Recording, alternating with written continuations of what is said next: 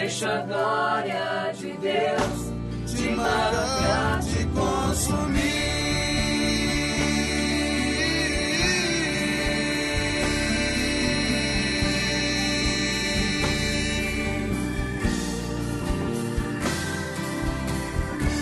Chegando na casa, Mano E Vinícius. aí, tudo bom? Meu bom.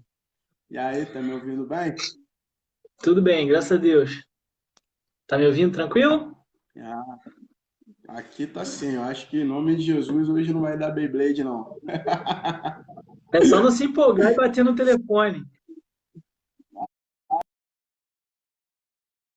A parada aqui no chão, quase.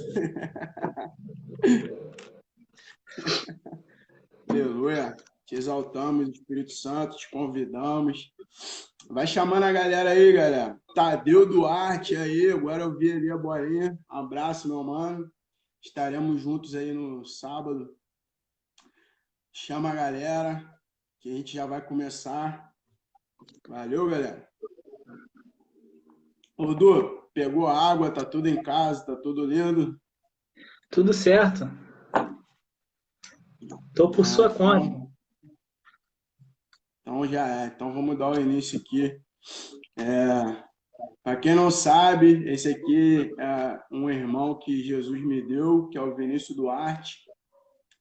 E eu gostaria que você se apresentasse para a galera aí, Du. Como é que, quais trabalhos, qual é o seu envolvimento com a igreja aí, como é que tá, onde você está caminhando.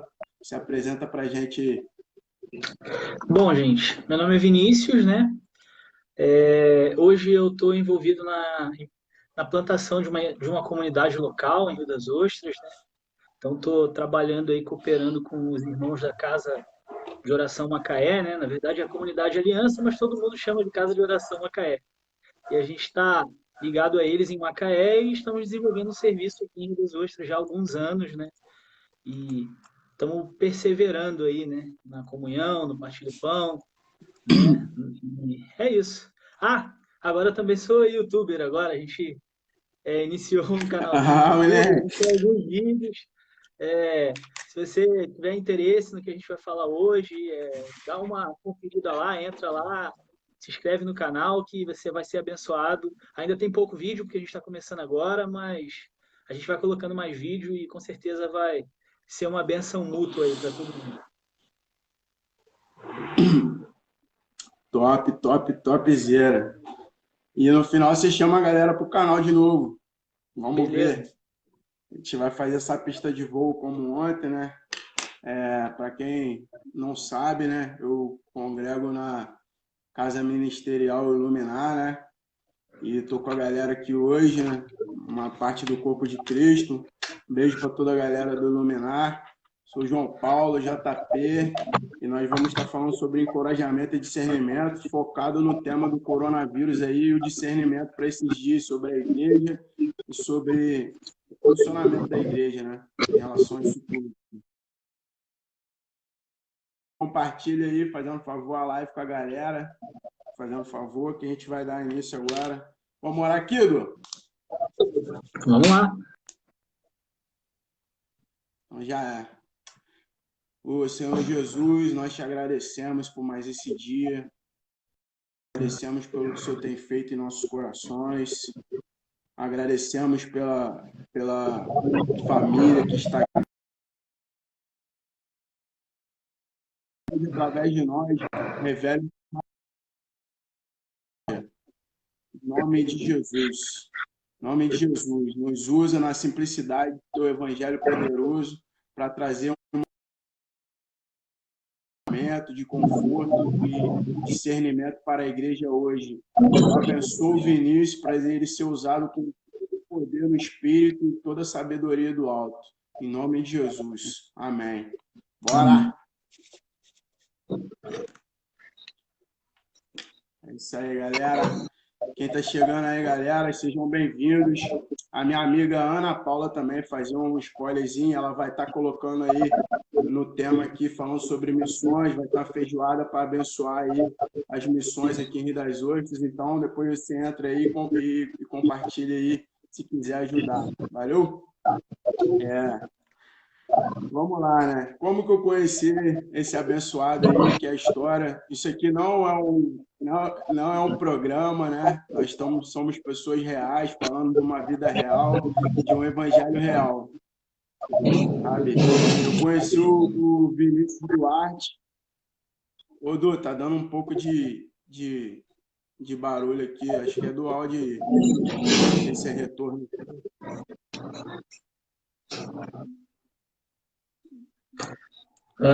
Resolveu? Ajuda a gente em oração aí, galera. Ajuda na oração aí, porque hoje a gente vai profundo na palavra. Tá me ouvindo? Tá me ouvindo? Tô sim. Alô? Fala aí alguma coisa para me ouvir, Fernando, por favor. Alguma coisa, por favor? Tá me ouvindo? Tá me ouvindo aí, na boa? Tô sim. Senhor, desde o ventre da minha mãe, eu sou povo escolhido seu. Aí, a Bia tá falando que tá travando aí. Fica num lugar mais próximo aí da internet aí. Tá ouvindo aí, Edu? Fala aí no áudio, por favor. Tô ouvindo, tô quietinho, mas tô te ouvindo.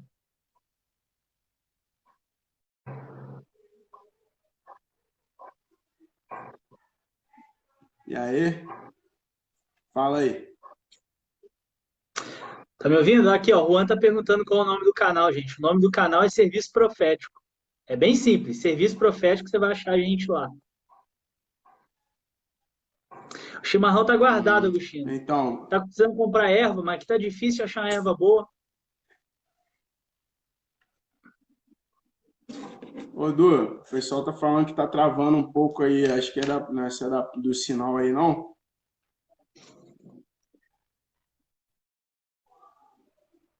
Deixa ver se vai melhorar agora.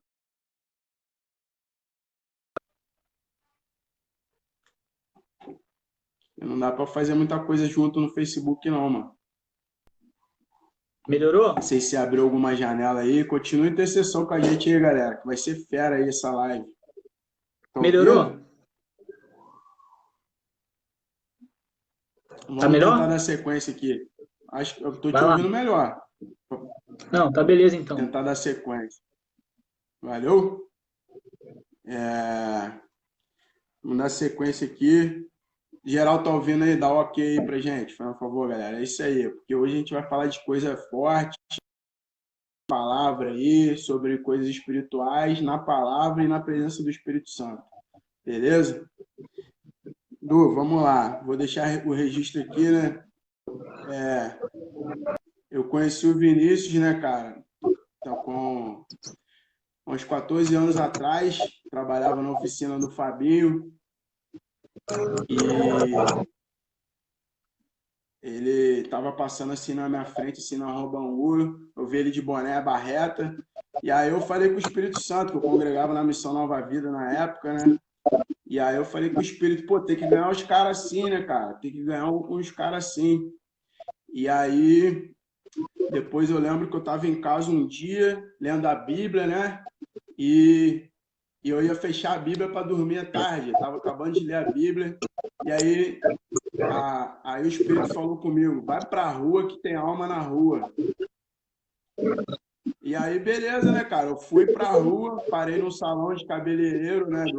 Uma barbearia lá, que fazia salão de cabeleireiro também do Júnior, né? Que era da Rua Bangu. Aí chegou lá, quem senta no banco para cortar o cabelo logo em seguida? Acho que eu falei com o Júnior, né? Que Deus tinha mandado eu ir para a rua, que tinha alma na rua. Quando o Vinícius sentou para cortar o cabelo, aí eu falei, aí, tipo, ele descascou, ele falou com o Vinícius, ei, cara, já aceitou Jesus e tal. E eu lembro que o Vinícius aceitou Jesus ali, confessou, né? Jesus, porque eu acho que ele tem outras experiências com Deus antes, desde criança. E aí ele confessou Jesus ali, sentado, cortando o cabelo, velho. Foi muito linda essa história, sabe? Foi, tipo, sensacional ouvir de Deus e poder compartilhar dessa vida e ver o Vinícius hoje tão profundo, né? Na palavra. E depois a gente Tá dando uma oscilação um pouquinho ainda aí, Edu. Mas vou seguir aqui, galera. Vamos lá, que hoje é batalha. Essa batalha vai ser vencida em nome de Jesus. A força que vence o mundo é a nossa fé. Valeu? E aí, eu lembro que, tipo, depois ainda pedi a mãe dele para poder levar ele na igreja e tal. E a gente começou a caminhar juntos. Eu falei, acho que sobre jejum, primeira vez com ele, li a Bíblia com ele. E hoje o Vinícius é muito mais profundo na palavra que eu, muito melhor que eu. Então, eu fico muito feliz, sabe, de ver que hoje ele tem a filhinha, a Uriela, como que tá caminhando. Tá muito top, cara.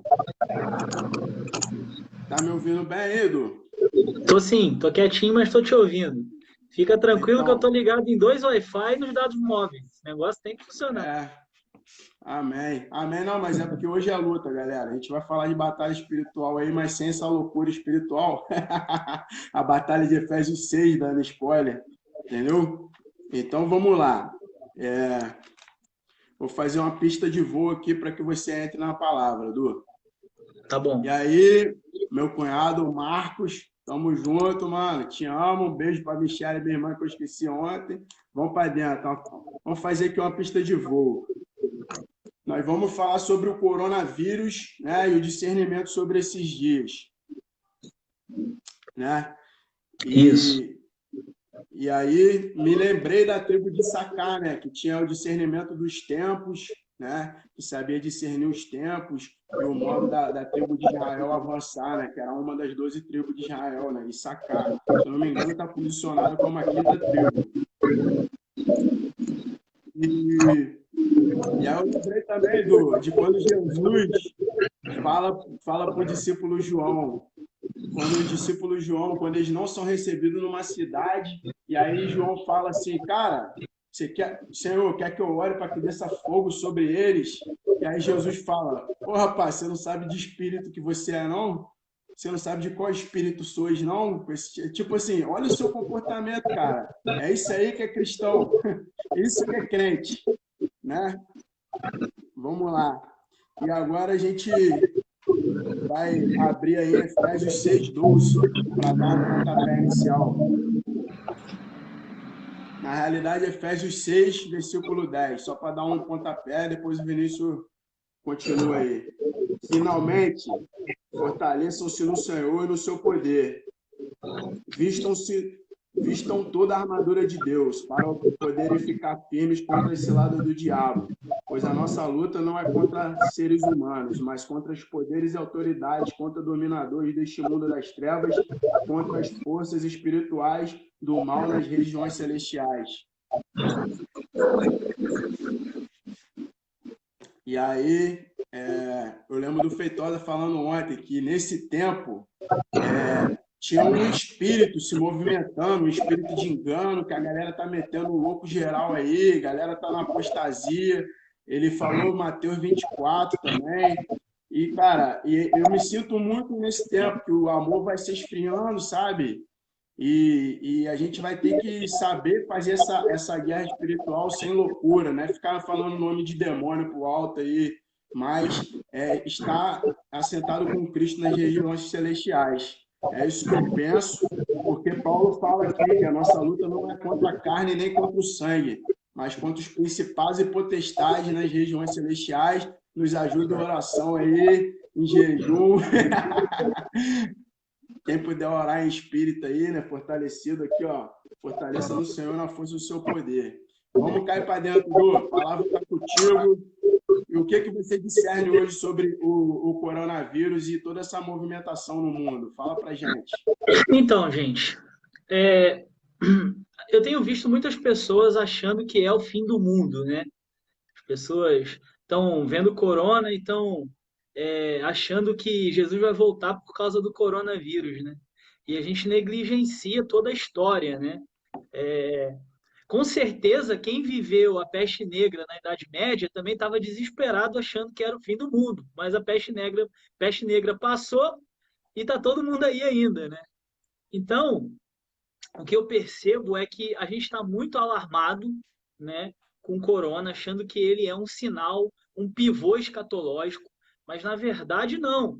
ele até pode fazer parte das dores de parto, né? Porque os últimos dias começam lá, depois de Cristo, né?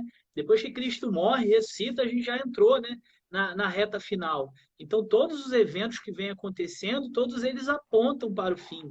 Mas o corona não é um fim, né? Não é um pivô, não é o corona que vai trazer o fim, né? Mas eu percebo que Deus tem uma mensagem a comunicar através do corona, e eu acho isso importante. Eu vejo que essa mensagem ela abrange duas dimensões. A primeira dimensão é a dimensão geral, né? Deus está comunicando algo ao mundo, né? E a segunda Sim, dimensão é a dimensão da igreja. Então, assim, tem um texto que tem vindo muito na minha mente ultimamente quando se fala de corona, e na versão, eu vou ler ele aqui na versão da King James, porque eu acho que ela é bem mais pontual. Ela fala assim, ó, Isaías 26, no verso 9, ele vai dizer assim, ó, a minha alma suspira por ti de noite. Sim, no meu íntimo, o meu espírito te busca. Pois quando os teus julgamentos se manifestam na terra, os habitantes do mundo aprendem o que significa justiça. De fato, se o ímpio recebe graça, sem que aprenda a justiça antes, mesmo na terra da retidão ele praticará o mal, sem ver a majestade de Yahweh. Ou seja, o que o Isaías está falando aqui? Ele está falando assim: olha, tem hora que Deus precisa chocar a humanidade com uma realidade, com justiça, porque se ele não ensina a humanidade o que é justiça, ainda que o ímpio seja colocado no país das maravilhas, na terra da retidão, ele não vai conseguir ver a majestade de Deus. E eu vejo, cara, que nunca houve, desde os tempos bíblicos, um momento na história que a gente estivesse tão ensoberbecido como nós estamos, no sentido de humanidade. Eu vejo que o homem tem se tornado cada vez mais soberbo. E isso tem um motivo, né? Se você pega ali o período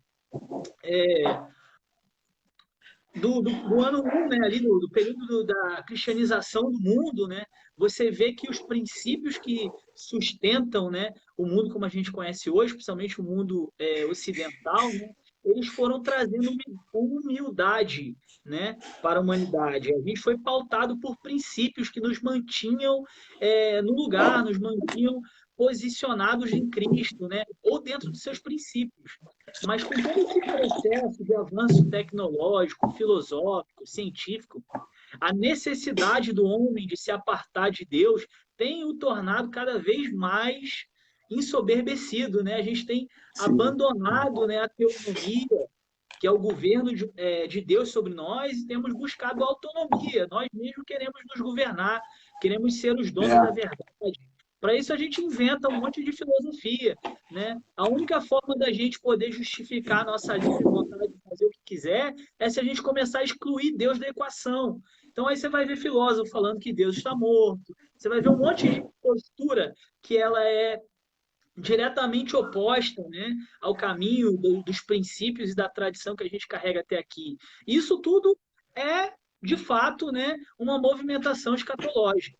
Se você ler o Salmo 2, que é um salmo que fala sobre como vai estar o ambiente das nações diante de Cristo, ele fala isso. Ó. Ele fala assim, Salmo 2, desde o 1, ó, porque os gentios se amotinam e os povos intrigam em vão. Os reis da terra preparam seus ardis e unidos, os governantes conspiram contra o Senhor e contra o seu Cristo, proclamando: façamos em pedaços os seus laços, sacudamos para longe de nós os seus vínculos. Ou seja, você vê aqui no Salmo 2 as nações querendo se desvincular da presença de Cristo, querendo se desvincular dos princípios do seu reino, das ordens que já são estabelecidas, porque o mundo, de grosso modo, ele já está evangelizado. É lógico, a gente precisa chegar a alguns lugares que não foram alcançados, mas os princípios já alcançaram a sociedade comum, né? A sociedade ocidental ela é fundamentada nos princípios, nos valores judaico-cristãos, né?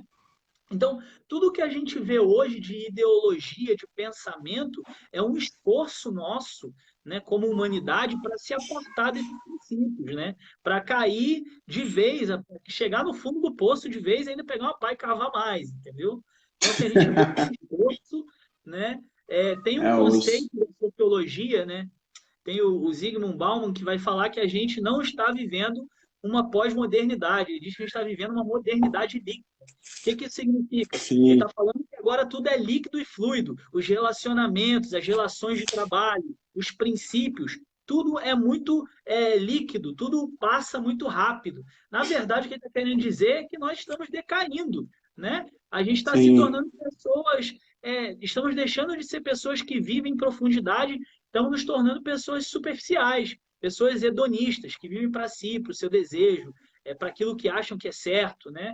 Então a gente está perdendo o senso dos valores e dos princípios, e isso está afetando o mundo. Então eu vejo que o corona é uma comunicação de Deus ao mundo para tentar colocar o homem no seu lugar. É como Isaías fala, né? Deus precisa manifestar justiça para que o homem consiga ver sua majestade. Então eu vejo que Deus está entendi. colocando o homem no seu lugar, né? Isso Deus está nos humilhando, né? Humilhação é você chegar no lugar onde você tem que estar, é você entender quem você é não pensar a mais do que você é, porque isso seria soberba, mas também não é pensar menos, porque senão seria Isso, inferioridade. isso. Você ser uma pessoa humilde está relacionado a você entender quem você é, com as suas fraquezas, com as suas riquezas e com as suas fraquezas, né? Com aquilo que você tem de bom, aquilo que você pode cooperar e aquilo que você precisa que alguém coopere em você. Então eu vejo que a primeira dimensão é esse processo esmagador de Deus na humanidade, humilhando a gente, mostrando que a ciência não vai poder nos salvar, mostrando que todo o Sim, aparato tecnológico que a gente criar não vai nos livrar de Deus no dia da sua ira, nos mostrando que ou nós nos voltamos para ele ou nós somos contra ele. E isso é importante, é, porque isso também a mensagem está em cima do mundo, mas também está na igreja. Deus está nos é, chamando de volta. Eu percebo que agora botar um espelho diante de nós e vermos se realmente estamos sendo pessoas pelas quais Deus é digno de ser chamado nosso Deus, né? Ou pessoas dos quais é, o mundo não são dignos, como aqueles que estavam dispostos a perder a sua vida, lá em Hebreus 11, né? Então, eu vejo assim, para a igreja especificamente, o Senhor está nos ensinando o que é viver pela fé, saber que Deus não perde o controle, que a sua providência governa sobre todas as coisas. O Senhor está nos ensinando como cristãos a vivermos o sacerdócio nos nossos lares, né? Para a gente é, começar a deixar de ter uma muleta de depender de pastor que domingo após domingo vai impor a mão sobre a minha cabeça e me dar uma gasolina que me faz funcionar durante uma semana apenas e começar a isso, levantar um altar no nosso lar, ensinar de verdade, parar de ficar prestando atenção interno em cor de Bíblia, em teologia assim, assado, e começar a olhar o que o nosso filho está fazendo, o que a nossa esposa está precisando de nós, e vice-versa. É sacerdócio nos lares, entendeu? E a terceira sim, coisa que eu vejo não tem para onde correr. Chega naquilo que o Feitosa falou ontem. Deus está nos empurrando para o lugar secreto. Deus está é, nos jogando para o lugar de oração. Então, assim, agora o espelho está sendo colocado diante da igreja, porque agora não tem como você arrumar desculpa. Agora Deus está mostrando o que serve e o que não serve. Deus está mostrando quem vive pela isso, fé, quem vive o sacerdócio dentro de casa, quem está buscando no lugar secreto. Deus está revelando a igreja. Isso é bom, porque isso é justiça, é juízo de Deus se manifestando na igreja. Lá no início do ano, a gente fez o Descende, orando para que Deus viesse, para que Deus nos levasse e tudo aquilo. E eu vejo que não é que o Descende foi uma coisa que falhou. Na verdade, eu acho que deu muito certo. Porque a gente sim, orou para que Deus viesse. A base do seu trono é justiça e juízo. Então, o Brasil, isso, especificamente, está sofrendo justiça e juízo porque é sinal que o seu trono vai ser posto sobre nós. É sinal que nós vamos viver um avivamento. Mas nós precisamos resolver nossa pendência. Então, a primeira coisa assim que eu vejo não fique apavorado, é, não é coronavírus, não é peste negra, não é nuvem de gafanhoto, não é, como é que é aquela outra? Furacão bomba. Não é isso que vai definir a vida de Jesus, ciclone, tá? Se você quer alguma coisa, algum fato que vai ser o início, você pensa assim, um fato marcante que vai definir a vinda de Jesus, espera a chegada do anticristo. Por quê? Porque Tessalonicenses fala isso, não vos enganeis, a vinda de Jesus não virá sem que antes o homem do pecado se manifeste. Então, não, o isso, coronavírus não precede a volta de Jesus. É, agora tem uma gripe aí no corpo que é 7 vezes pior do que o corona, que surgiu na China também. Não é isso que precede a volta de Jesus.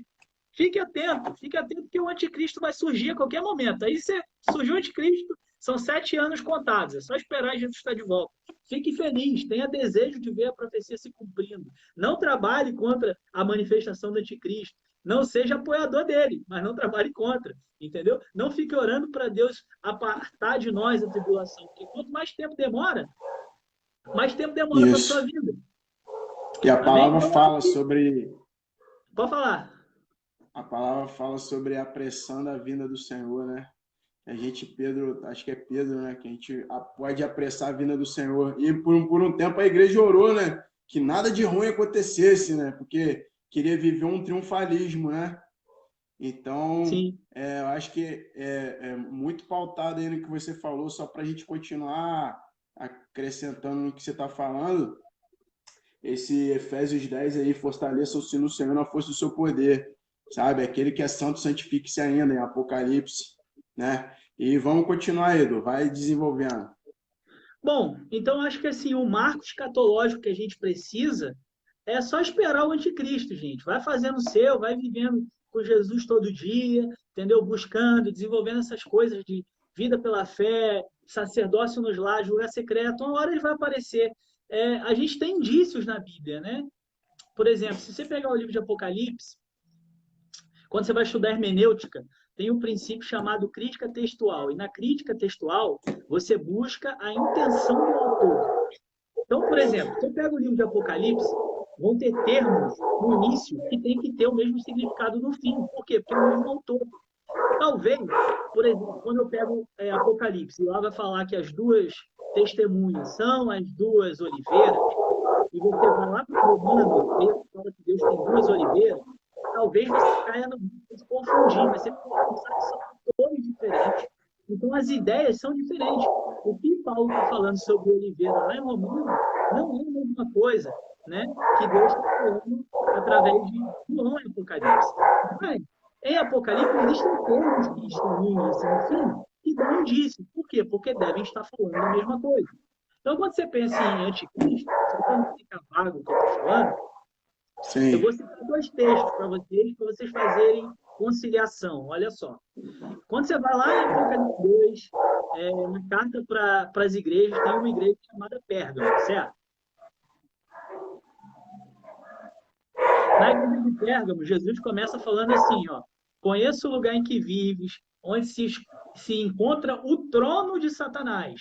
Apesar disso, permaneces fiel ao meu nome e não renuncias à tua fé em mim, nem mesmo quando Antipas, minha leal testemunha, foi morto nessa cidade onde Satanás habita. Então, o que Jesus está falando para Pérgamo? Pérgamo, eu sei que vocês estão num lugar tenso. Por quê? Porque o trono de Satanás está aí. Beleza, a gente tem esse termo, trono de Satanás. Se você pular lá para frente, em Apocalipse 13, você vai encontrar o seguinte, ó, 13 verso 2. A besta que vira semelhante a um leopardo, porém tinha os pés como os de um urso e a boca como de um leão. O dragão, quem é o dragão, gente? Satanás, certo? O dragão passou à besta o seu poder, a sua grande autoridade e o seu trono. Bom, onde é que estava o trono no início do livro? Em Pérgamo. Se a besta que está aparecendo aqui está relacionada ao reino do anticristo, e ele recebe poder, autoridade e o trono, parte da onde? De Pérgamo. Então, se você quer ter uma noção geográfica sobre esse assunto, só você ir lá no Google pesquisando o que é Pérgamo, você vai começar a linkar com algumas coisas e você vai chegar a uma conclusão sobre o Cristo. É só você ficar ligado e essas coisas vão começar a surgir. Não depende de nós. Deus vai fazer acontecer, tá bom? Mas não fica neurótico achando que é o fim do mundo porque vai vir uma nuvem de gafanhoto. Aí fica ligando com praga do Egito, com praga de não sei aonde, praga de Malaquia, que o Brasil não deu Essa, e aí Deus está enviando gafanhoto, cortador, migrador, essa devorador, ceifador, é a matador. praga da religiosidade, né? Pois é, gente. Então, fica tranquilo, cara. Fica tranquilo. O coronavírus tem uma mensagem. Deus é soberano. Deus reina sobre todos os reinos. Deus reina sobre todos os principados e potestades. Ele é soberano.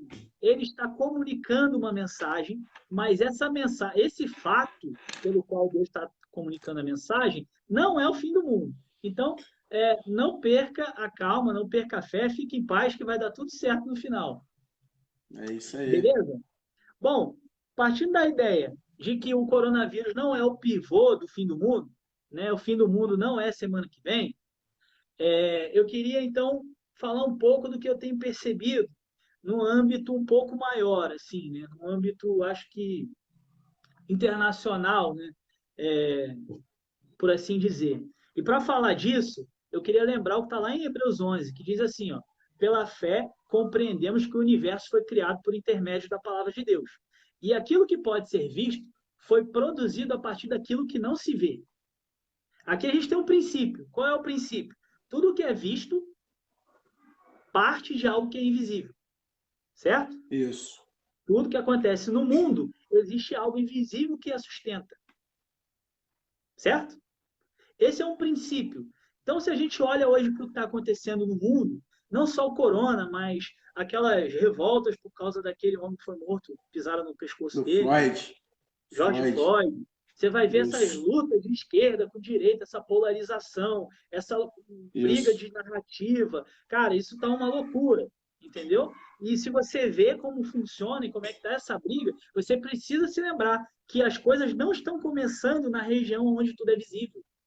Isso não parte da Terra, isso parte da onde as coisas são invisíveis. Existem forças, poderes que estão influenciando comportamento, pensamento. Ninguém está criando essa batalha de narrativa à toa. Existe uma influência por trás. A questão é quem a influencia, né? Você pode estar na influência do reino de Deus ou ser automaticamente o seu inimigo, porque não existe campo neutro. Enquanto você está no campo neutro, você já pertence ao inimigo. Tá bom? Então, eu quero deixar esse princípio claro quando a gente observa o cenário mundial, porque, assim, eu percebo que nós estamos prestes a viver muitas mudanças. E podem ser boas ou não. Isso depende de quem? Depende de nós, né? Independente de direita, de esquerda, de Bolsonaro, de Lula, não estou falando disso não, gente. Eu estou falando do que está por trás disso. Eu estou falando de onde a gente deve operar, que são nas Sim. regiões Da onde celestiais. Tá? surgem as ideias, né? Isso, né? Se você parar para pensar, por exemplo, Efésios 2, ele vai falar assim, ó, no verso 1. Ele vos concedeu a vida, estando vós mortos nas vossas transgressões e pecados, nos quais andaste Sim. no passado, conforme o curso Isso. do sistema mundial. Então, tem um curso. O mundo está funcionando dentro de um curso. Nesse sistema tem um curso. Aí ele fala, de acordo com quem? Com o príncipe do poder do ar, o espírito que agora está atuando nos que anteriormente, todos nós também caminhávamos entre eles, buscando satisfazer as vontades da carne, segundo seus desejos e pensamentos. E éramos, por naturezas, destinados à ira. Ou seja, Isso. o que o mundo está fazendo? O mundo está adorando explicitamente Satanás? Não, eles só querem viver para si mesmos. Eles estão cada vez mais hedonistas, querendo viver para o seu prazer, e por causa disso, de viver em função do seu próprio prazer, Satanás, o príncipe da potestade do ar, reina sobre as nações, porque os homens vivem em pecado. Então, eles vão criando pecado, o pecado vem sobre ele, traz juízo sobre ele, contamina a terra e dá legalidade ao diabo. Esse é o princípio que a gente aprende em Romanos, quando você vê que o homem vai caindo. Por quê? Por que o homem chega num ponto onde Deus entrega o homem a seu próprio desejo? E aí diz que a mente do homem começa a decair. Por causa desse processo, de cada vez querer mais os nossos desejos, mais os nossos pecados, mais aquilo que a gente acha que é certo, aquilo que a gente acha que é válido, e não o que já está pré-estabelecido por Deus, na sua palavra, seus princípios, né? Aquilo que já é... A gente acha que a gente vai inventar a roda, entendeu? Esse é um problema. Isso. A gente é um tipo de gente que a gente ignora a tradição. O Lucas Jordão está aqui, ó, eu estava até conversando com ele esses dias sobre isso. Né? A gente ignora a tradição e a gente acha que a gente está inventando a roda. Então a gente acha que a gente é a primeira pessoa que começou a pensar se aborto é legal ou não. Entendeu? A gente acha que a gente é a primeira geração que começou a pensar se homem com homem é legal ou não. Então, assim, por causa dessa soberba de não olhar para trás, de não ver o passado, de não pesquisar e tentar entender as conclusões, de aprender com os erros do passado, a gente está repetindo tudo de novo. Por isso a gente vê uma paganização do mundo. A gente está, como Salmo 2, querendo lutar contra os princípios, romper com Jesus, Nós não queremos mais os princípios judaicos Sim. cristãos da nossa sociedade ocidental. Nós queremos voltar ao paganismo, queremos viver para nós mesmos. Então, Isso quando aí. eu vejo todo esse acontecimento ao redor das nações, como a gente tem visto hoje, eu percebo uma coisa. Eu percebo que nesses dias, gente, olha para essa última década que passou. Nunca houve tanto rebuliço igual está acontecendo, e não é só no Brasil, é no mundo todo, gente. Lá nos Estados Unidos eles estão querendo derrubar Trump. Trump não é o ungido de Deus igual Ciro. Bolsonaro também não é. Entendeu? A Isso questão é que aí. você vê acontecendo coisas como O nunca ungido de aconteceram Deus é antes. Cristo. Mudanças estão acontecendo, entende? E essas mudanças têm tudo a ver com uma coisa que a gente vê lá no livro de Daniel, que é a troca de regência. O que isso significa? Significa que os poderes que atuavam até aqui estão cedendo espaço para novos poderes. E quando isso acontece no céu, a terra sofre um reflexo. Eu vou ler para você Daniel 10. Depois você lê ele inteiro, que você vai entender isso. Mas eu vou pular direto para o 20, para a gente ganhar tempo. Ele vai dizer assim, ó, o anjo vem para Daniel estava orando há muitos dias, né? A gente lembra da história, e aí o anjo vem e fala, Daniel, desde o primeiro dia que você começou a orar, eu estou tentando vir, mas eu não consigo vir, porque o príncipe da Pérsia não me deixa passar. Mas agora eu vim porque Sim. o anjo Gabriel está lá brigando, Gabriel não, Miguel, e aí ele fala assim no 20, ó, falou, né, deu toda a profecia para ele, fala assim, ó, ao que ele acrescentou, sabes por que eu vim a ti? Contudo, agora que eu retornar para seguir pelejando contra o príncipe da Pé, tenho que retornar para continuar pelejando contra o príncipe da Pérsia. Todavia, logo que eu sair, o príncipe da Grécia virá. Ele falou isso para Daniel no Isso. Império Persa. Ele falou: olha, vai haver uma Isso. mudança no céu. O príncipe da Pérsia vai sair e o príncipe da Grécia vai chegar. Quando isso acontece, o que, que acontece na Terra? Lá na Macedônia, um rapazinho que era aluno de Aristóteles, chamado Alexandre, começa a reinar no lugar do seu pai, e ele vira um grande general, domina o mundo inteiro, por último, a coroa de seu reinado.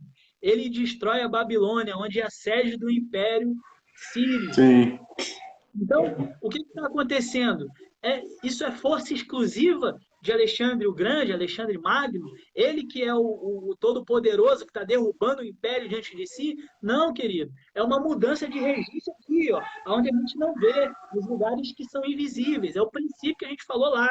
Tudo que acontece na região visível é reflexo e é sustentado por algo invisível.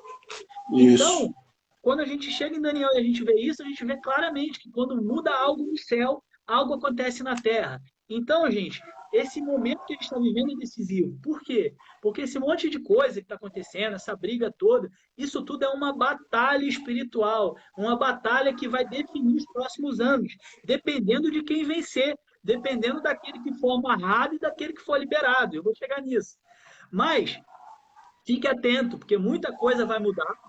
Muitas coisas podem piorar, nem tudo precisa piorar, porque depende de nós como igreja, amarrar ou É. liberar, prender ou desatar, tá?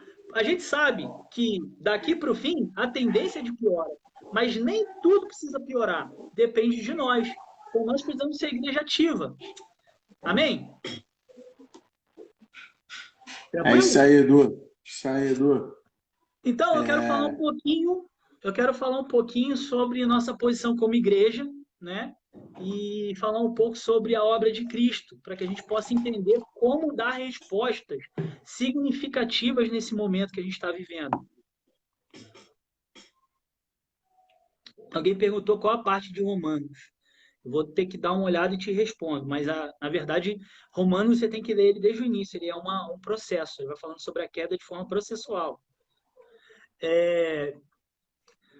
Eu queria falar um pouquinho sobre um lugar na Bíblia que é um lugar meio tenebroso. O nome desse lugar é Bazã. Você vai encontrar esse lugar lá no começo, quando o povo está para entrar na terra, né? O povo fica 40 anos no deserto porque teve medo de invadir a terra, e quando chega a hora de entrar, né? As primeiras batalhas que a gente vai ter ali, a gente vai encontrar duas figurinhas. Uma é Sion e a outra é Og, né? E esses caras eram reis amorreus, eles eram de uma linhagem específica, né? esse povo amorreu, Amós diz que eles são de grande estatura e de grande força, né? Tanto é que você vai ver que quando eles derrotam Og tem 4 metros de altura. A cama dele tem 4 metros por 1,5, se eu não me engano, né? É uma cama muito grande. E aquele território onde esse Og, que é o segundo rei que cai, né, governa, se chama Bazã. Bazã, aí ali na Bíblia vai dizer, vai usar o termo assim, ele era rei de Bazã, de Edrei e de Astarote, certo? Então eles vão, o povo judeu vai derrotar o Og e vai tomar aquele território. Só que ali tem uma parada que é muito tenebrosa. Por quê? Porque essa palavra Bazã era uma cidade, era um território que era conhecido dos povos ao redor, dos povos cananeus, né? E eles eram conhecidos como Bastã. Isso significa o quê? Bastã significa, na língua cananeia, na língua deles, terra da serpente. Então a gente tinha um cara gigante que governava a terra da serpente. E essa terra que ia até Edrei, que ia até Astarote, passava no encontro de um monte chamado Monte Hermon, que naquele período do judeu antigo, ele era um monte tenebroso. Por quê?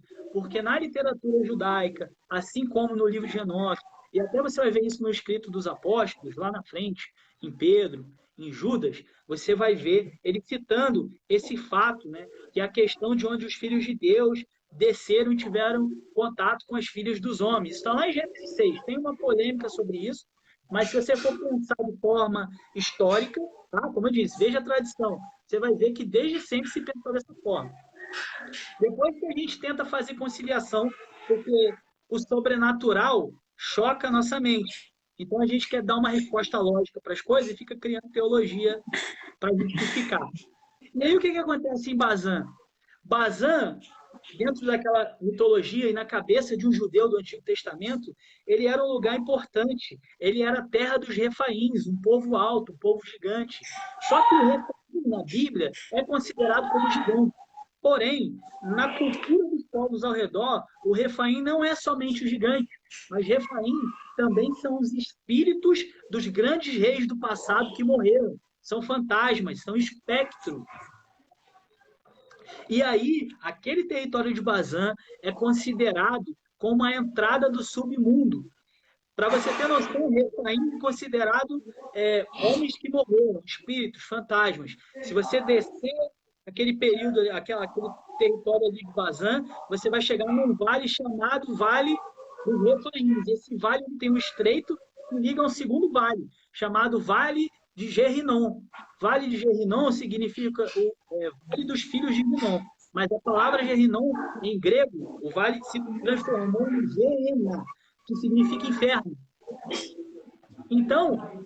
Ô, Vinícius, fala um pouco pausadamente aí, que dá umas travadas aí o vídeo. Beleza. E, tipo, eu também não acredito em dualismo, né? Então, tudo que é espiritual se materializa também. A galera poder estar orando, que a gente está falando sobre um assunto sério, um assunto sobre movimentações espirituais, que elas se materializam como influências comportamentais, entendeu?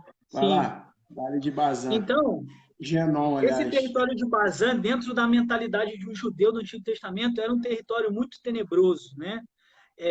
Ele era encarado como a entrada do submundo, a entrada do Hades, né, no termo grego, né, ou do Sheol, o mundo dos mortos, entendeu?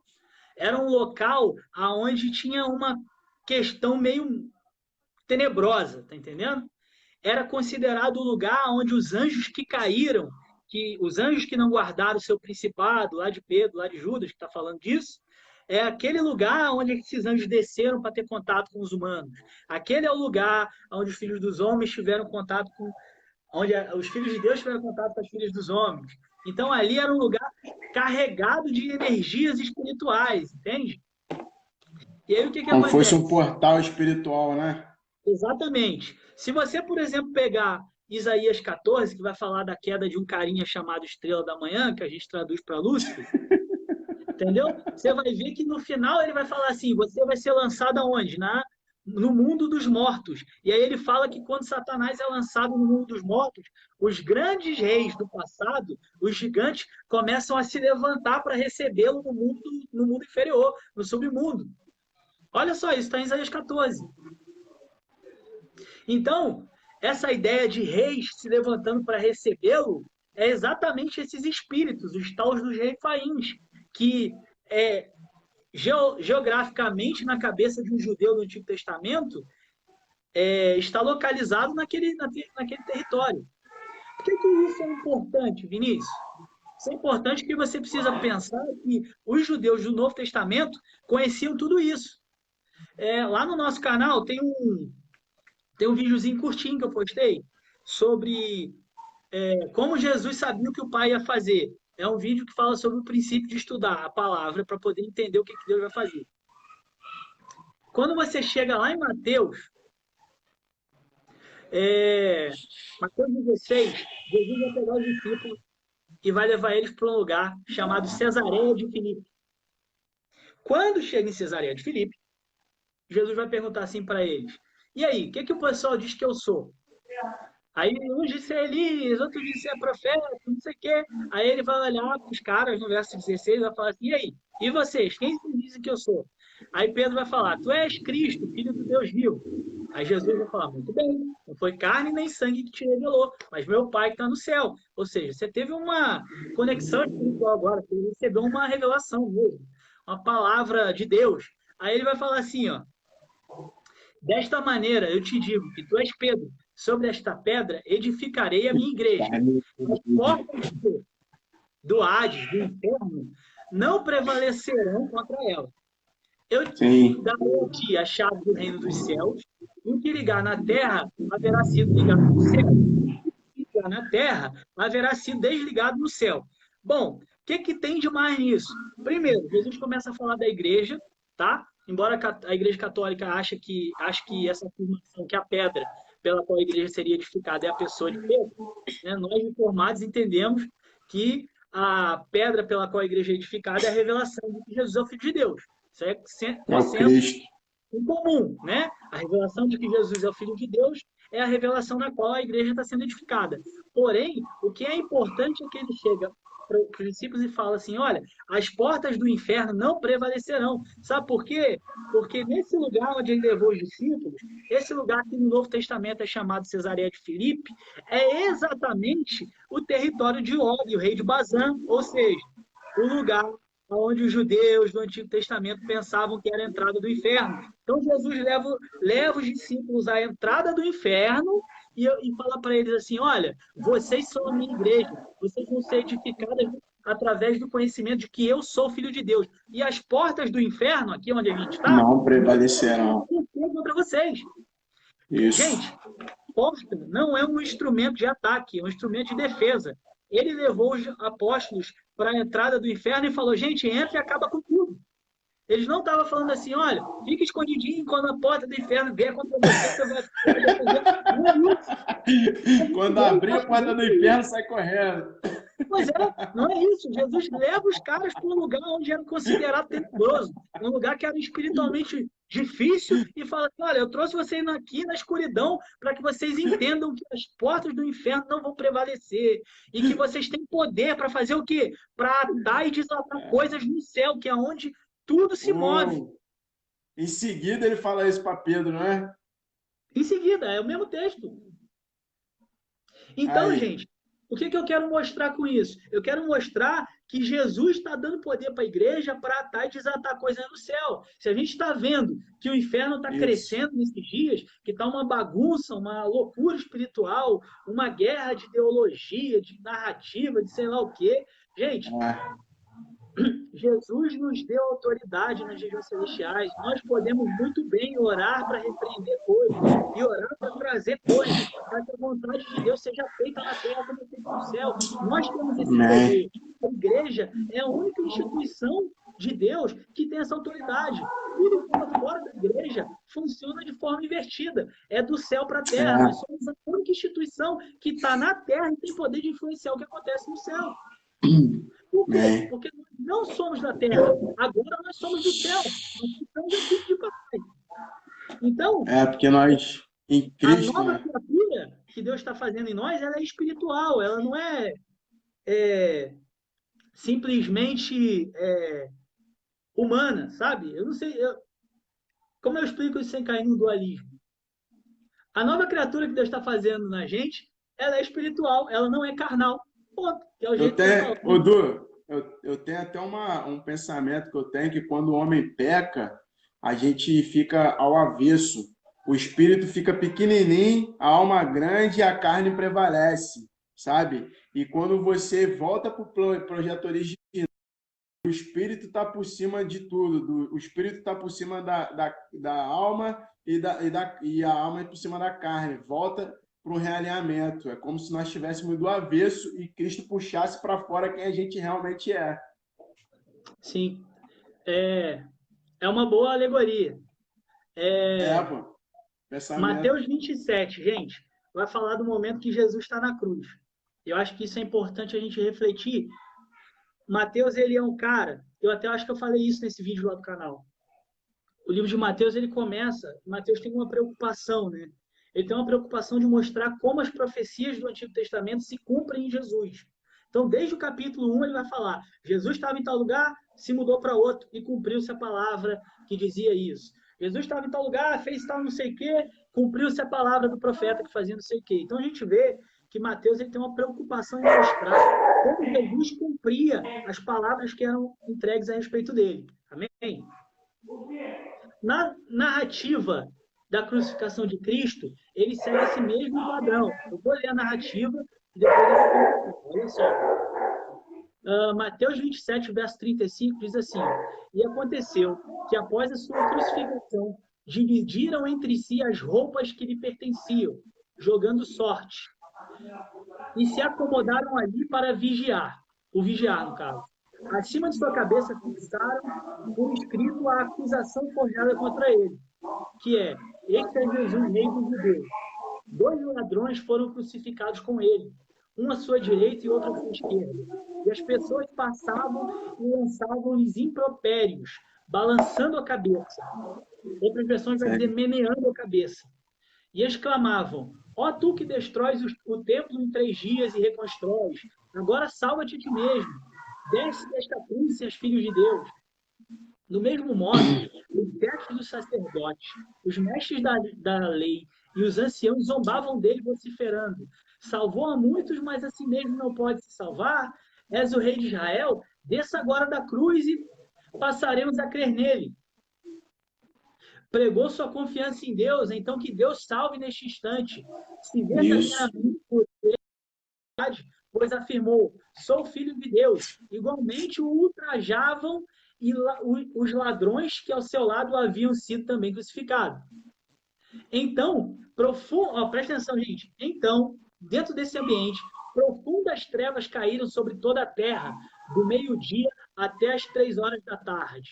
E por volta das 3 horas da tarde, Jesus clamou em voz alta: Eloi, Eloi, lama sabachthani, que significa: meu Deus, por que me abandonaste? E nisso Jesus morre. Então, Jesus é preso na cruz, começa a sofrer vários insultos, e aí o céu começa a se fechar em volta dele. E aí, depois de 3 horas na cruz, ele começa a dizer: Deus meu, por que me desamparaste? Quando você lê isso em Mateus, sem fazer uma pesquisa, parece que é só isso. Mas, como eu disse, Mateus tem sempre a preocupação de mostrar como a profecia se cumpre. E, na verdade, Mateus está mostrando tudo isso através, usando como base, o Salmo 22. Eu vou ler alguns versículos do Salmo 22 para você identificar com a narrativa que eu li agora. Ó, no Salmo 22, no verso 18, ele vai dizer assim: ó, repartem entre si as minhas vestes, sobre a minha túnica lançam sorte. E Mateus, lá 27, falou: repartiram as vestes dele lançando sorte. Lá no verso 7, ele vai dizer assim: ó, todos os que me veem zombam de mim, arreganham os beiços e meneiam a cabeça. Eles me olham e ficam a me mirar. Tá identificando? Tá lembrando que eu li, né? Ó, a gente acabou de ler lá em Mateus 27, ele fala a mesma coisa. Os que iam passando blasfemavam dele, meneiando a cabeça. De igual modo, todos os principais sacerdotes e os escribas e anciãos estavam escarnecendo. Se você for lá para o verso 1 do Salmo 22, começa aonde Jesus termina. Porque começa assim, ó, Deus meu, por que me desamparaste? A mesma palavra. Eloi, Eloi, lama sabachthani. Beleza? Então,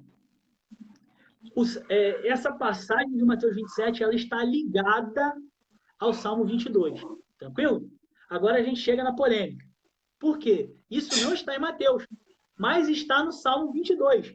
Ele vai dizer assim, ó, muitos bois selvagens me rodeiam, com touros os poderosos que adivinham onde? De Bazã me cercam. Lembra que o sol escureceu em volta dele? Isso é, os principados e potestades, os espíritos dominadores desse mundo, o céu ficou escuro, se reuniram para ver o que estava acontecendo na cruz. Esse é o poder de Jesus.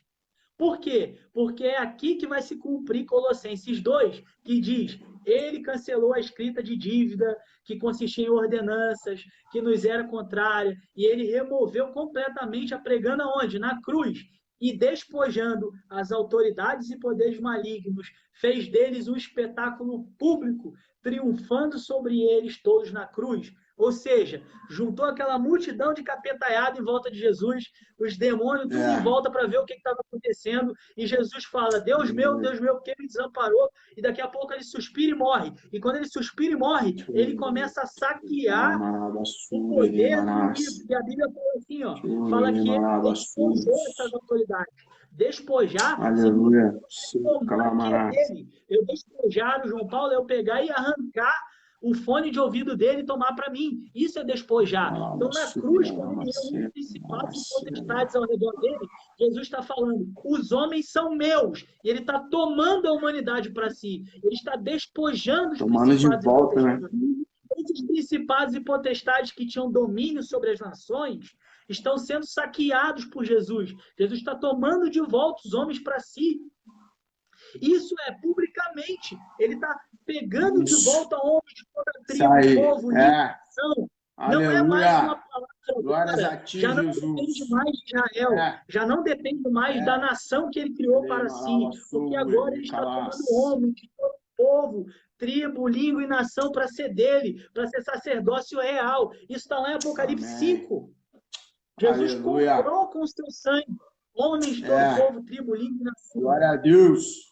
E aí, ele tira você e eu, que a gente que antes andávamos no curso desse mundo, influenciados, pensando, agindo, se comportando, segundo o príncipe da potestade do ar, ele vai lá na autoridade do príncipe e fala assim, olha, o João é meu, o Vinícius é meu, eu estou comprando eles na cruz. Esse é o poder da vitória de Jesus. Como igreja, juntos com ele, temos essa chave que ele falou lá mesmo no território de Cesareia de Filipe. A chave para fechar e abrir, para desatar e atar. A chave para interromper. No céu e na terra. Ou dar início a um processo. Nós temos poder, não em nós, mas em Cristo, mas ligados a Ele. Nós temos poder para poder orar. E a oração do justo pode muito em seus efeitos. Então, se a gente está vendo o mundo se deteriorando ao nosso redor, nós precisamos nos levantar em oração, precisamos nos levantar como homens de Deus, precisamos entender o tamanho do nosso chamado e nos manifestar nessas regiões, orando para segurar ou para liberar coisas. Se a gente não quer que coisas ruins aconteçam, nós precisamos começar a repreender coisas ruins. Se nós queremos trazer o reino para a terra, nós precisamos começar a desatar o céu na terra. Esse é o nosso poder. E dentro desse ambiente, a gente volta lá para o começo, que é Efésios 6, que o João começou. Por quê? Porque lá é justamente sobre isso, sobre essa realidade. Vai falar assim, 6 a partir do 10. Concluindo, fortalecei-vos no Senhor, na força do seu poder, revesti-vos de toda a armadura de Deus, para poderes ficar firmes contra a selada do diabo. Porque nossa luta não é contra seres humanos, e sim contra principados, potestades, contra dominadores deste mundo, A minha versão é deste sistema mundial em trevas contra as forças do mal nas regiões aonde? Celestiais. Então não é na Terra. Nossa treta não é contra Dilma, não é contra Lula, não é contra Temer, não é contra Trump, não é contra feminista. Nossa luta é espiritual, gente. Nossa luta é acima dessas coisas. As pessoas são só fantoches. Entende? Isso. Tudo isso que está acontecendo um se debatendo com o outro. Isso são um monte de fantoches, um batendo no outro. Quem está segurando as cordinhas está lá em cima. E nós temos autoridade, nós estamos assentados com Cristo nesses lugares. E a terra é os cabelos dos seus pés, nós somos o seu corpo. A igreja, ou seja, Deus sujeitou debaixo de Cristo todas as coisas. E nós, por sermos participantes do seu corpo, estamos com ele pisando sobre tudo isso. Estamos exercendo alguma autoridade sobre isso. É isso que quer dizer, estar assentado com ele. É isso que significa ser igreja. Então, Odu, tem uma dúvida. Tem uma dúvida, às vezes, que a galera acha que está sentado com Jesus, é que tem 300 tronos no céu do lado dele, está todo mundo sentado. E não é isso, né? Nós estamos assentados como o corpo de Cristo. Ele é o cabeça, né? Nesse texto específico, nós estamos com ele, por meio dele. Tá? Isso então, é por identificação a ele, porque o texto está falando dele. Ele se assentou à direita de Deus e a terra é os cabelos dos seus pés. Ele fala, e nós, a igreja, somos o seu corpo, a plenitude daquele que satisfaz todas as coisas. Então, nesse contexto, não são muitos tronos, é um só. Nós, como seu corpo místico, estamos assentados com ele. Entende? E aí, gente, ele fala, nossa batalha não é contra a carne, nossa batalha não é contra sangue, mas ele vai dar algumas orientações que eu vejo que são importantes. Dentro desse ambiente de Efésios, que ele fala da armadura de Deus, também não é sobre muitas armaduras. Você não vai vestir um capacete individual, você não vai ensinar... não vai ser o soldadinho de Jesus. Isso, você não vai ser o soldadinho de Jesus nesse contexto aqui. Por quê? Porque ele continua falando numa visão corporativa, então está falando do seu corpo e está falando do seu corpo se equipando. É por isso que quando ele chega no 4, ele vai falar que Deus deu dons, apóstolos, profetas, mestres, evangelistas para edificar esse corpo, e quando chega no 6 ele fala, agora esse corpo precisa se revestir da armadura de Deus. Aí ele fala assim, ó, por este motivo, vestir toda a armadura de Deus a fim de que possais resistir firmemente no dia mau. Havendo batalhado até o final, permaneceis inabalável, sem retroceder. Estai, portanto, firme, trazendo em volta da cintura a verdade e vestindo a couraça da justiça, calçando em vossos pés,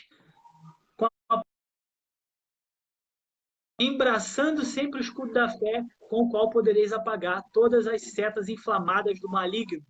Usai igualmente o capacete da salvação e a espada do Espírito, que é a palavra de Deus.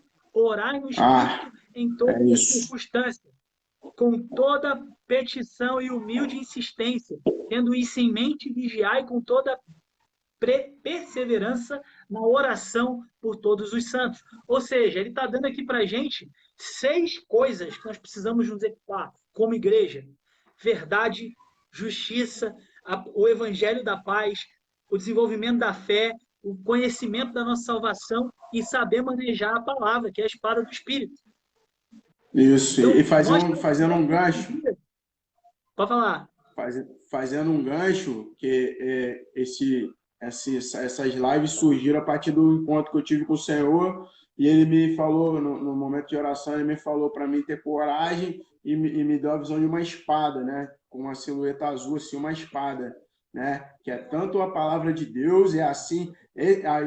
Paulo fala lá que as armas da nossa milícia não são carnais, mas são espirituais, né? Sim. Então a gente tem que continuar avançando de forma espiritual. Essa batalha o que a gente acha que vai ser vencido às vezes pelo intelecto, não vai ser vencido pelo Espírito, né? Sim. Não vai ser pelo intelecto que a gente vai acessar essas coisas, não é pegar a Bíblia e falar um monte de nome de demônio, que você não vai lutar, isso daí você vai ruim contra você. Não é isso. É que a arma da nossa milícia são espirituais. Quando a gente anda aqui na fé, na justiça, no amor, quando a gente anda na paz, a nossa forma de governar é que o Espírito Santo nos governe, né?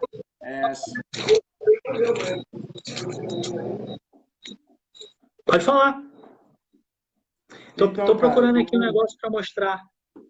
eu tô com algo aqui que é violento, Du, que tem a ver com o que você falou, que eu fiz hoje um tempo com o Senhor, né? Eu fiz hoje e foi ótimo, né? Porque acho que depois desse despertamento não tem como não ficar com o Senhor todos os dias, né? E eu não tô aqui porque eu sou bom, tô aqui porque eu sou ruim, mas como Jesus morreu na cruz por mim e por você, né, cara? Né? Encravou lá na cruz tudo que era contrário a nós, a gente vai seguir avançando aqui, cooperando com a porção que Deus colocou no nosso coração. O tempo que eu fiz hoje com Deus, eu não sei se tem a ver, é melhor você fechar esse gancho aqui, que eu vou falar sobre essa movimentação espiritual aí de principados e potestades. Já fechou esse assunto?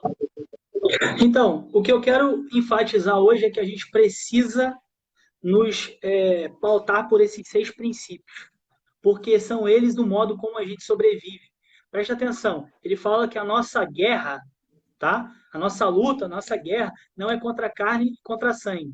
Você já parou para pensar qual é o momento em que um soldado precisa vestir uma armadura? É no momento de vida ou morte.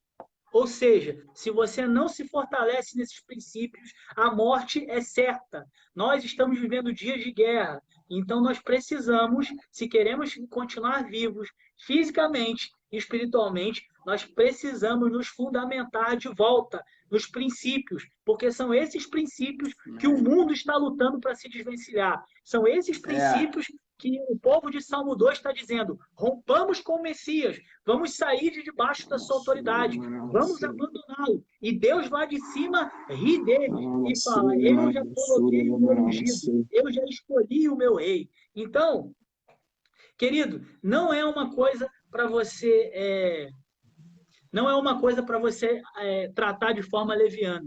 Isso aqui tem a ver com o que vai acontecer nos próximos dias. Sabe por quê? Porque a iniquidade vai aumentar, porque a falta de amor vai crescer, a frieza espiritual, pessoas que só buscam líderes e lideranças que lhe convêm, que lhe agradam, que falam aquilo que você quer ouvir, e nós somos tentados a cair nesses mesmos erros. Tá? O espírito de anticristo é um espírito de engano.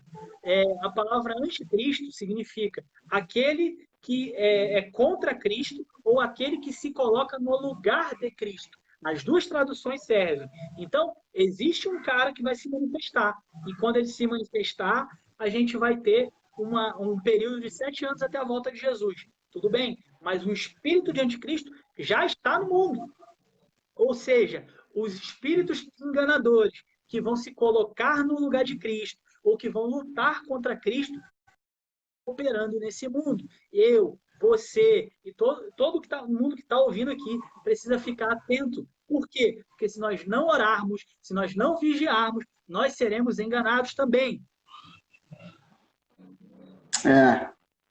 Então, o tempo que eu estava fazendo com Deus aqui, a gente está no mesmo espírito, né?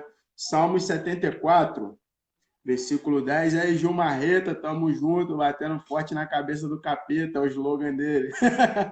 Só zoeira. Salmo 74, versículo 10. Até quando o adversário irá zombar de Deus? Irá zombar, ó Deus. Será que o inimigo blasfema o teu nome para sempre? Blasfemará o teu nome para sempre? Porque retens a tua mão direita. Não fiques de braço cruzado, destrói-os. Mas tu, ó Deus, és o meu rei desde a antiguidade. Trazes salvação sobre a terra. Tu dividiste o mar pelo teu poder, quebraste as cabeças das serpentes das águas, esmagaste as cabeças do Leviatã e deste por comida às criaturas. É forte isso, mexe até na frequência, né? E deste por comida às criaturas do deserto. Tu abriste fontes e regatos, secaste rios perenes. O dia é teu, e tua também a noite. Estabeleceste o sol e a lua, determinaste as fronteiras da terra. Fizeste o verão e o inverno. Lembra-te de como o inimigo tem zombado de ti, ó Senhor. como os insensatos têm blasfemado o teu nome. Não entregues a vida da tua pomba aos animais selvagens. Não te esqueças para sempre da vida do teu povo indefeso. Dá atenção à sua aliança, porque antros de violência se enchem os lugares sombrios do país. Porque de antros de violência se enchem os lugares sombrios do país. E é uma realidade espiritual do salmista aqui, da família de Asaf, né? Poema da família de Asaf, Salmo 74. Depois você dá uma buscada em casa e a gente vai seguindo aí. Pegou, cara, a frequência disso aqui?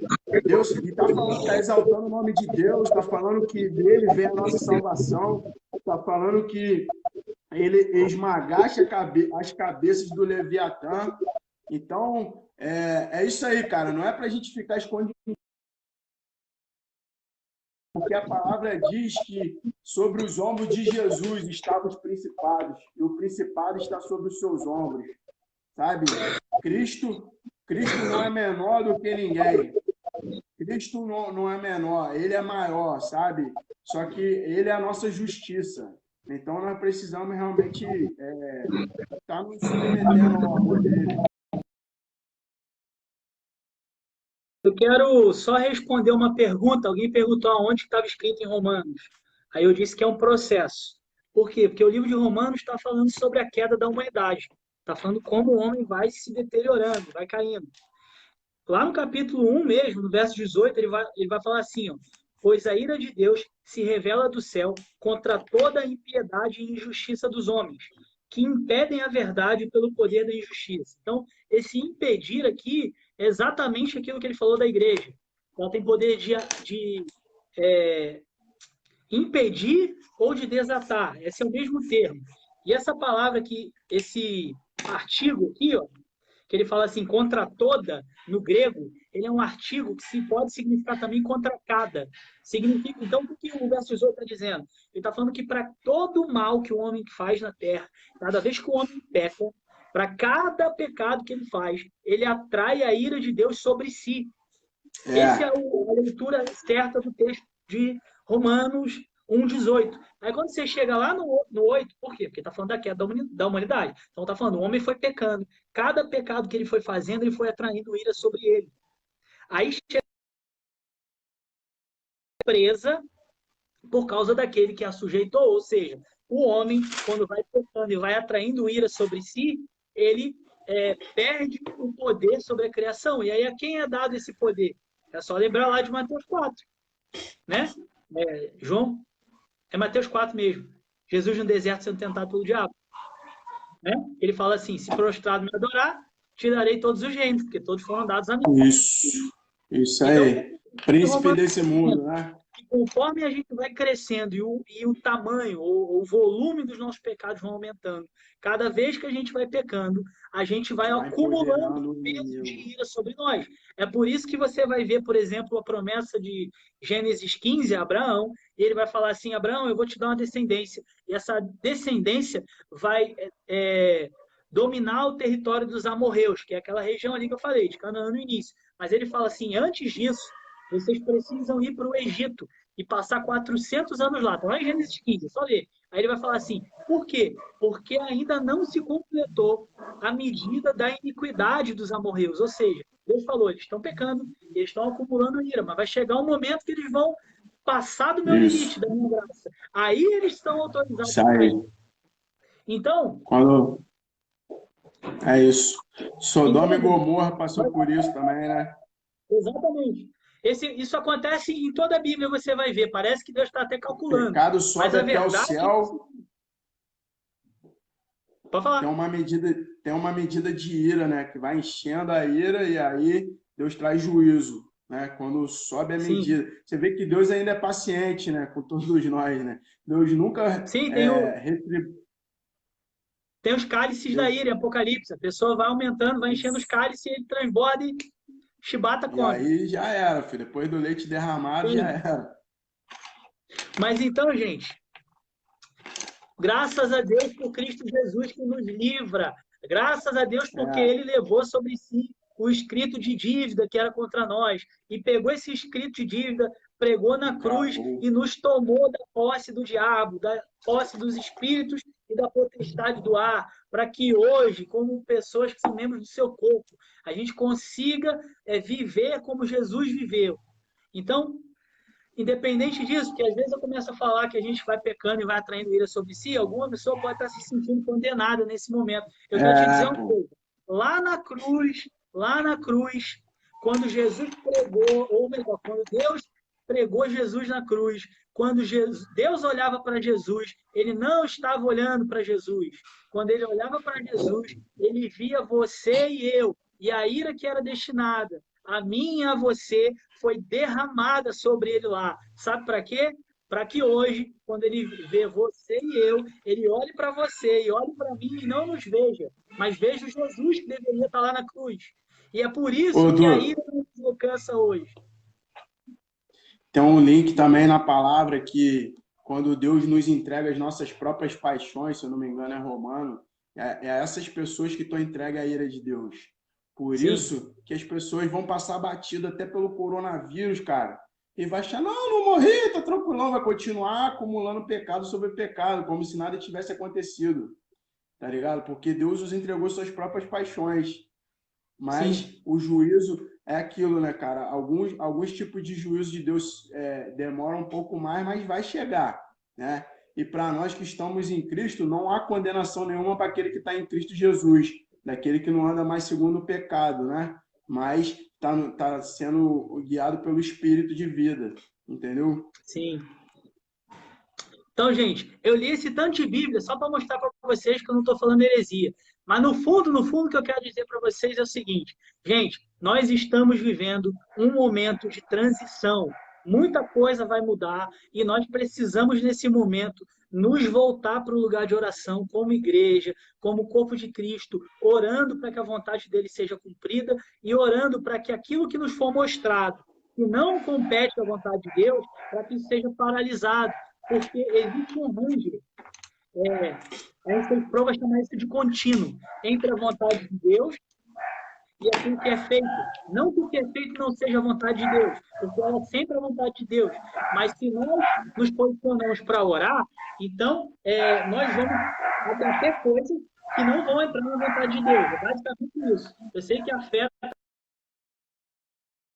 dizer o seguinte, Deus está nos chamando para orar, para combater nas regiões celestiais, para mantermos vivos os princípios, orarmos, porque o que for feito nesses próximos anos vai definir o nosso futuro.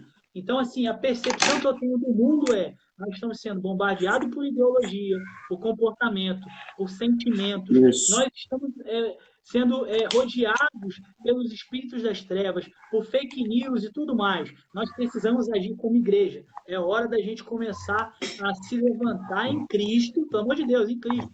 Não vai sair arrumando problema com o diabo, não. Em Cristo, não, nós precisamos nos levantar. Se posicionar, isso aí. Isso aí, se posicionar. Aquele que está em Cristo, como igreja. Aquele que está em Cristo está posicionado nas regiões celestiais por ele. Está ligado no corpo, né? Então, eu quero concluir sobre concluir, não sei se você fechou o assunto, mas eu não quero esquecer aqui, que é quando fala lá da manifestação de algumas influências espirituais na igreja. Você até leu a carta de Apocalipse, né? Como você falou, a gente não está inventando a roda, nós nos submetemos ao que os irmãos mais velhos trouxeram até hoje. Eu vi esses dias até o Luiz Hermínio comentando, e eu percebi que é uma atuação hoje que tá acontecendo dentro da igreja e que aconteceu na igreja lá da carta de Apocalipse, que aquelas igrejas já foram destruídas, não é isso? Mas aquela para a gente não repetir, e óbvio, né? Revelação, Apocalipse significa revelação. Pode ser que Deus nos revele muito mais coisas sobre Apocalipse, mas no Espírito, né? Então, e lá ele fala, ó, tenho contra ti que toleraste Jezabel, né? Que Jezabel é esse espírito de imoralidade, prostituição, essa falsa profecia, o falso profético, né? Porque vão haver falso profético também, espírito de engano, né? Ali também tem a obra dos Nicolaítas, né? Que pode ser, né? Tem um estudo, dizem que vem de Nicolau, um dos 7 diáconos da igreja, né? Do Primitiva. né? Que pode ser, né? Os nicolaítas, que podia profetizar por... como é que é? Os nicolaítas tem a ver com Mamon, acho, né?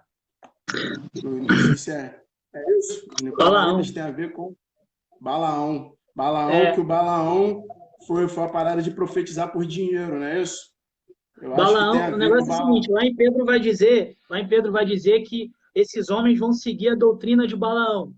E aí Jesus vai dizer que é a doutrina dos nicolaítas. Jesus fala isso para a igreja. A palavra Balaão em hebraico significa aquele que se coloca contra o povo. A palavra nicolaíta também significa aquele que se coloca contra o povo. Então, o comportamento de Balaão e o comportamento dos nicolaítas é o mesmo. Porque qual foi o erro de Balaão? Porque quando você lê a história de Balaão, parece que Balaão não pecou, né? Deus proibiu ele de profetizar, ele não profetizou. Então, ali Balaão não peca. Ele peca depois, porque ele fala assim: já que Deus não me deixou profetizar, eu vou te dar uma ideia. Aí ele fala para aquele rei que contratou ele: vou te dar uma ideia, já que Deus não deixou profetizar. Manda tuas mulheres irem para lá e seduzirem os hebreus, porque aí elas vão ensinar feitiçaria para eles e vão ensinar eles a idolatria. Então ele falou assim: eu sou homem de Deus, Deus não me deixou fazer, então eu vou te dar um conselho: derruba eles dessa forma. Tá vendo a perversidade de Balaão? Isso é obra de um Isso. nicolaíta. Incentivo que Isso acaba sendo o aí. espírito de Israel, que é a prostituição, a impureza, a contaminação, a idolatria. E tem que a gente sabe o que Jesus falou, que não pode ter dois deuses. Ou você adora a Deus ou adora Mamon. Mamon tem a ver com esse tipo de avareza, fazer tudo por dinheiro. A gente fala, a mulher que é prostituta vende o corpo dela. Se a gente faz tudo pensando só no dinheiro, a gente está se vendendo também. Tudo que não é feito, o Alan fala isso, né? Tudo que não é feito por amor, mas por dinheiro é prostituição. Sim. É duro, mas é forte, Brasil, é forte. Tô zoando, mas tô rindo, mas é de nervoso. E isso é um tipo de movimentação espiritual hoje dentro da igreja. Se você ler as cartas de Apocalipse lá, para as igrejas lá, Deus vem repreendendo, cara. Eu tenho contra ti que toleraste Jezabel, tenho contra ti, né? Às vezes é a favor que a pessoa bateu, né? Bateu de frente com os falsos apóstolos, mas às vezes é contra os nicolaítas. Fala também tem Jezabel e tem mais uma, Leviatã. Leviatã tem a ver com soberba, né? Eu acabei de ler Salmo 74 aqui, ó. Esmagaste as cabeças do Leviatã e deste por comida as criaturas do deserto, sabe? Então, Deus vai destruir, meu irmão. Fica tranquilo que em breve o Deus de paz esmagará Satanás debaixo dos vossos pés. Vocês são filhos de Cristo. Fica tranquilo. Em nome de Jesus. Mas assim, só para mim não fechar, galera, essa movimentação essas potestades que a gente falou, está acontecendo dentro da igreja. Eu fui ver, quando eu vi esse estudo, eu fui ver minha vida, onde que eu estou dando lugar para o diabo, porque Paulo falou, não dê lugar ao diabo. Então, eu acho que a gente precisa se rever. Todo comportamento tem uma influência espiritual. Aonde eu estou sendo influenciado pelo diabo, que está nítido? Aonde você está sendo? Se pergunta aí e fica tranquilo, porque em Cristo não tem condenação. Volta para sua posição no corpo de Cristo. O próprio Pedro, depois de falar aquela coisa bonita, né, aquela revelação que nem sangue nem carne revelou, logo em seguida ele dá uma fora, ele dá lugar ao diabo. Ele fala: não, Jesus, não morre não, não deixa você morrer não. Aí Jesus fala: sai para lá, diabo. Você só sai para lá, diabo.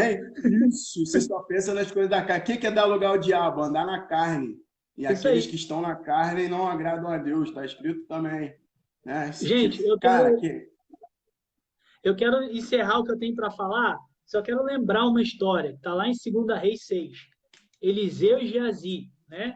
Geazi era o rapaz que ajudava Eliseu, e aí eles estão numa cidade e de repente eles estão cercados por um exército inimigo. Geazi começa a ficar desesperado, fica alucinado, falando: meu Deus, agora nós vamos morrer, os caras vão entrar e vão matar todo mundo, meu Deus, meu Deus. Né? E aí a gente está falando de coisas invisíveis hoje, né? Mas naquele lugar tinha um homem de Deus, que era Eliseu, e Eliseu falou só fez a seguinte oração. Ele falou assim, ó, verso 17. Eliseu orou: Senhor, para que ele veja. Então o Senhor abriu os olhos do rapaz, que olhou e viu as colinas cheias de cavalos e carros de fogo ao redor de Eliseu. Gente, é hora da gente orar para que Deus nos mostre as coisas. É isso que eu quero encerrar com Isso. isso. É hora da gente começar a orar para que Deus nos mostre as coisas, sabe? A gente tem que parar de ficar sendo levado pelo teatrinho de fantoche, entendeu? Começa a orar, Senhor, me mostra as coisas. Não estou falando que você tem que ver demônio, não. Estou falando assim, Deus, me dá discernimento do tempo, me mostra o que está acontecendo. Vai Isso. orar, se tranca no seu quarto, começa a orar. Senhor, me mostra, porque eu não quero ser manipulado pela mídia, não quero ser manipulado por fake news, não quero ser manipulado pelo meu coração que é enganoso. Abre os meus olhos espirituais para que eu veja. E Deus vai te revelar, porque Deus é Deus. Amém? Isso Então é isso que eu aí. queria falar, gente. Foi muito bom estar com vocês. Acho que eu consegui acabar na hora certinha, né, gente? A gente combinou aí 1 hora e meia, tá tudo dentro dos conformes. Então tá, gente. É isso aí. Quero mandar aqui um abraço para o Gil e para o Sandro, que está ouvindo a gente. São 2 irmãos abençoados. Congregam aqui com a gente. Minha esposa também está vendo. E tem mais uma Beijão pra galera que Fran também aí. igual a gente. Beijão pra Beijão no coração. Auriela. Beijão para minha filhinha. Agora eu acho que ela já está no 10º sono já. Mas é isso aí, gente. Ah, não posso esquecer. Gente, tem um canal que começou agora, tá? Tem pouquinho vídeo, mas é legal. Me ajuda lá, gente. Entra lá. É Serviço Profético o nome do canal. Lá no YouTube a gente está postando, de vez em quando tem uns videozinhos relacionados a profético, relacionados a essas coisas que a gente tem falado aqui e muito mais. Então, ajuda a gente, acompanha, porque você vai ser abençoado e eu também. Então, um abraço, beijão.